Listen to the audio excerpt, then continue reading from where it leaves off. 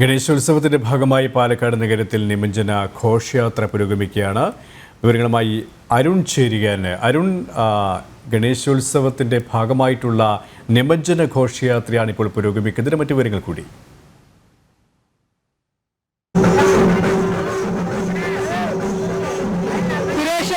പാലക്കാട് ഗണേശോത്സവത്തിന്റെ ഭാഗമായുള്ള നിമജ്ജന ഘോഷയാത്ര ഇപ്പോൾ പാലക്കാട് വിക്ടോറിയ കോളേജിന്റെ ഭാഗത്ത് എത്തിയിരിക്കുകയാണ്.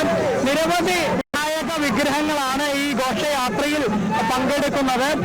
275-ലേറെ വിനായക വിഗ്രഹങ്ങൾ ഈ നിമജ്ജന ഘോഷയാത്രയുടെ ഭാഗമായി ഈ ഘോഷയാത്രയിലുണ്ട്. വിവിധ ഭാവങ്ങളിലുള്ള വിനായക വിഗ്രഹങ്ങളാണ്. അതായത് സിദ്ധി വിനായകനും അതുപോലെ തന്നെ ഭക്തി വിനായകൻ, അങ്ങനെ വിവിധ ഭാവങ്ങളിലുള്ള വിനായക വിഗ്രഹങ്ങളാണ് ഇപ്പോൾ ഈ നിമജ്ജന ഘോഷയാത്രയുടെ ഭാഗമായി പാലക്കാട് നഗരത്തിലൂടെ പ്രദക്ഷിണം നടത്തുന്നത്, ശോഭായാത്ര നടത്തുന്നത്. ഏതായാലും ജനങ്ങളെ സംബന്ധിച്ചിടത്തോളം ഈ നിമജ്ജന ഘോഷയാത്ര കഴിഞ്ഞ കാലങ്ങളിൽ അപേക്ഷിച്ച് അത്ര ആഡംബരപരമല്ലെങ്കിലും വലിയ ആഘോഷപരമായി തന്നെ നടത്തുകയാണ്. വയനാട്ടിലെ ഒരു ദുരന്തത്തിന്റെ പശ്ചാത്തലത്തിലാണ് കഴിഞ്ഞ മുൻകാലങ്ങളിലെ അപേക്ഷിച്ചുള്ള അത്രയും വലിയ ആഡംബരം ഒഴിവാക്കിക്കൊണ്ട് ഈ ഒരു ഘോഷയാത്ര നടത്തുന്നത്.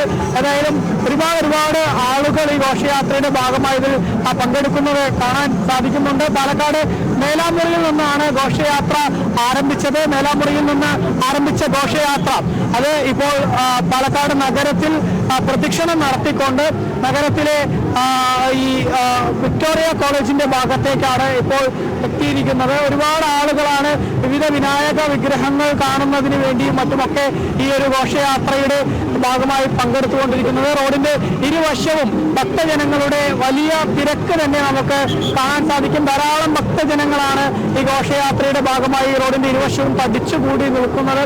നല്ല മഴയുണ്ടായിരുന്നു. ആ മഴ ഘോഷയാത്രയ്ക്ക് ആദ്യം ചെറിയ ബുദ്ധിമുട്ട് സൃഷ്ടിച്ചുവെങ്കിലും ഇപ്പോൾ മഴ മാറി നിൽക്കുന്ന ഒരു സാഹചര്യമുണ്ട്. ഈ മഴ മാറി നിൽക്കുന്ന സാഹചര്യത്തിൽ ഘോഷയാത്ര എപ്പോഴും പുരോഗമിച്ചുകൊണ്ടിരിക്കുകയാണ്. അല്പസമയത്തിനകം ഈ ഘോഷയാത്രയുടെ ഭാഗമായുള്ള ഉദ്ഘാടന പരിപാടികൾ നടക്കും.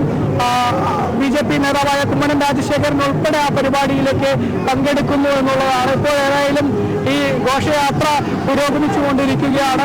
ഞാൻ നേരത്തെ പറഞ്ഞതുപോലെ വലിയ തിരക്ക് തന്നെയാണ് ഘോഷയാത്രയുടെ ഭാഗമായി. അരുൺ, നമുക്ക് ദൃശ്യങ്ങളിൽ കാണാൻ സാധിക്കും അത്രത്തോളം ആൾക്കാർ തന്നെയാണ് അവിടേക്ക് ഒഴുകിയെത്തിയിരിക്കുന്നത്. അരുൺ പറഞ്ഞതുപോലെ തന്നെ അല്പം പ്രതികൂലമായ ഒരു കാലാവസ്ഥ, മഴ പെയ്ത ഒരു സാഹചര്യം ഉണ്ടായിരുന്നു. എന്നിട്ട് പോലും അതിനെ അവഗണിച്ചുകൊണ്ട് ജനസാഗരങ്ങൾ ഈ പാലക്കാട് നഗരത്തിലേക്ക് ഒഴുകിയെത്തിയെന്നതിന് നമുക്ക് പറയാൻ സാധിക്കും. ഒപ്പം അരുൺ സൂചിപ്പിച്ചതുപോലെ തന്നെ ഈ വയനാട് ദുരന്തത്തിന്റെ പശ്ചാത്തലത്തിൽ വലിയ ആഘോഷങ്ങൾ ഒഴിവാക്കിയിട്ടുണ്ടെങ്കിലും അതിൻ്റെ ആചാരപരമായ അനുഷ്ഠാനപരമായ ആ ഒരു തനിമ നിലനിർത്തിക്കൊണ്ട് തന്നെയാണ് ഇപ്പോൾ ഘോഷയാത്ര പുരോഗമിക്കുന്നത്, അല്ലേ? തീർച്ചയായും നമുക്കറിയാം, ഈ വിനായക ചതുർത്ഥിയോടനുബന്ധിച്ച് സാധാരണഗതിയിൽ 3 ദിവസവും അതുപോലെ തന്നെ 5 ദിവസം 7 ദിവസം ആ തരത്തിലൊക്കെയാണ് വിനായക വിഗ്രഹങ്ങൾ പൂജിക്കാറുള്ളത്. അങ്ങനെ പൂജിക്കുന്ന വിനായക വിഗ്രഹമാണ് ഇപ്പോൾ ഈ ഘോഷയാത്രയിൽ ആ പൂജ കഴിഞ്ഞ് ഇത്തരത്തിൽ നിമജ്ജനത്തിനായി കൊണ്ടുപോകുന്നത്. അതൊരു വലിയൊരു ആഘോഷമായി തന്നെ ആളുകൾ മാറ്റുന്നു. യുവാക്കളും മറ്റുമൊക്കെ ആ ഘോഷയാത്രയുടെ ഭാഗമായി അവിടെ ആടുന്നതും പാടുന്നതുമായ കാഴ്ചകളാണ് കാണുന്നത്. പാലക്കാട് ജില്ലയെ സംബന്ധിച്ചിടത്തോളം എന്തുകൊണ്ട് പാലക്കാട് ജില്ലയിലെ ഈ വിനായക ചതുർത്ഥി ഘോഷയാത്ര പ്രത്യേകതയെ ആകർഷിക്കുന്നു എന്ന് ചോദിച്ചാൽ അതിനുള്ള ഉത്തരം പാലക്കാടാണ്. ഈ വിനായക ചതുർത്ഥി ഘോഷയാത്ര ആദ്യം ആരംഭിച്ചത്, കേരളത്തിൽ വിനായക ചതുർത്ഥിയോടനുബന്ധിച്ചുള്ള ഘോഷയാത്ര ആദ്യം ആരംഭിച്ചത് പാലക്കാട് ജില്ലയിലാണ്. ഇപ്പോൾ ഇത് 32ാമത് ഘോഷയാത്രയാണ് നടക്കുന്നത്. അതാണ് പാലക്കാട് ജില്ലയിലെ പ്രത്യേകത. മറ്റ് ജില്ലകളെ അപേക്ഷിച്ച് മറ്റു ജില്ലകളൊക്കെ പിന്നീടാണ് വന്നത്. അത് ആദ്യമായി ഈ ഘോഷയാത്രയ്ക്ക് തുടക്കം കുറിച്ചത് പാലക്കാട് ജില്ലയിലാണ് എന്നുള്ളതാണ്. അതേതായാലും ഈ 32ാമത് വർഷത്തിലേക്ക് കടക്കുമ്പോൾ അത് വലിയ ആവേശത്തോടുകൂടെ തന്നെ പുരോഗമിച്ചുകൊണ്ടിരിക്കുന്നു.